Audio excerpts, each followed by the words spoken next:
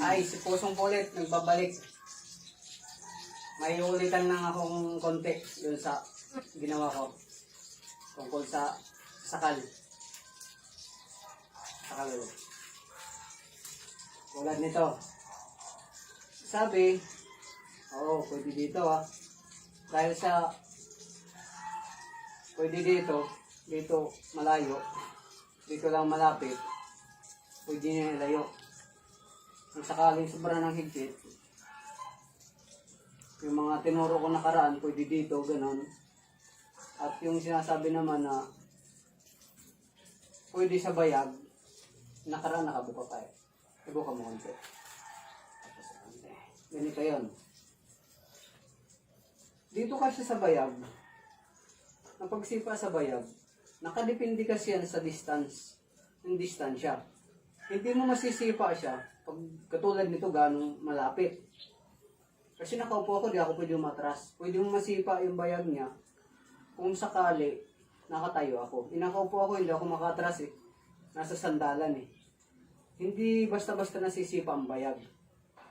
Kasi yung bayag, yung paa kasi, tingnan mo, lalo na kung masikip yung shirt.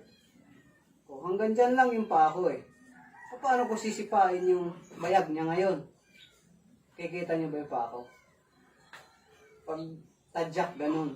Pag sipa naman pag ganun, hindi naman basta-basta tumatama yan. Ipapakita ko sa inyo bakit hindi basta-basta tumatama. Palit tayo.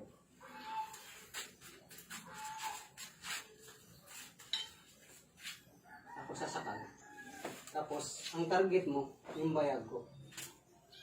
Ngayon, yung paa mo. Isipa mo pataas. Lakasan mo. Sige, lakasan mo. Pabutin mo. Sige pa, lakasan mo pa. Sige pa, lakasan mo. Sige, lakasan mo. Oh. Yung paan ba niya tumatama sa bayag ko? Hindi. Lakasan mo. Hindi yan tumatama.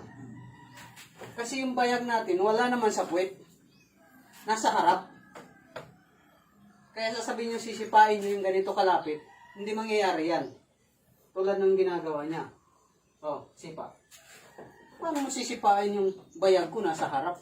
Kung sisipain, wala naman yung bayag sa puwet. Kasi kahit gano'n ang kalakas yung sipa niya, sa puwet lang yung tatama Kasi kung babaluktutin niya yung paa niya, aabot ba? Hindi. Tadyak mo. Wala, di ba? Kasi hindi siya maka-atras Nakasandal Kaya bago ko yung comment nyo, gawin nyo muna sana.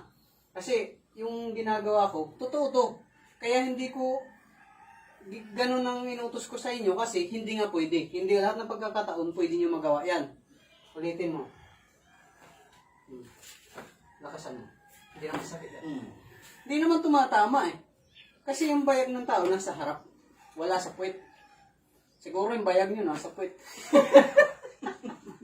Kaya sinasabi niya pwede sipain. Ang bayag nyo nasa puwet. Ganon. Kaya hindi maganda yan na sasabihin nyo, open na open yung bayag, bintang-binta. Para sa mga nag-comment. Di ko sinabing huwag kayo mag-comment.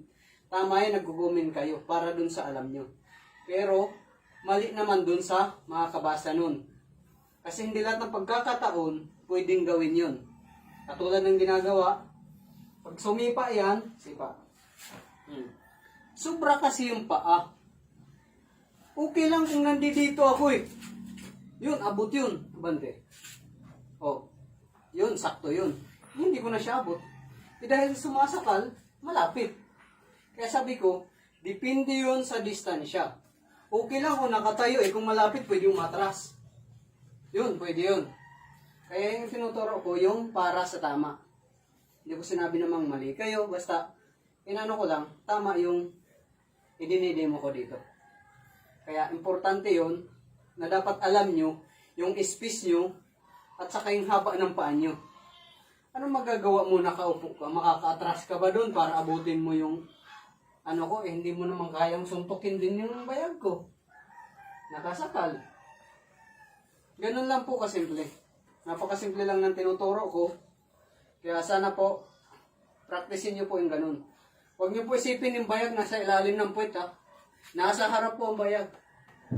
Alam kong gaano kasakit ang bayag. Nangyari na sa akin yan. Kaya, hindi ko tinuturo na ganun yung gawin sa ganitong sitwasyon. Dahil pwede lang tayo makatira ng bayag tayo. Sa ganito. Ito ito lang. Yun ang sakto. Kung sakaling nakatayo. Dahil hindi mo rin sa kayang sipain dahil malapit eh. Pero may tuhod. Yun ang sakto. Kung sakaling nakatayo. Pero kung sasabihin mo sisipain ko na naman yan, hindi pwede sipain ko yan. Malapit eh. Tuhod. Kasi pag sipa, iba yun eh. Pataas pa ano. Iba yun. Ha? Ito naman malapit. Tuhod. Yun lang po yung tips ko sa inyo. Sana po magustuhan nyo ulit. Salamat po sa lahat ng mga viewer ko. Salamat po.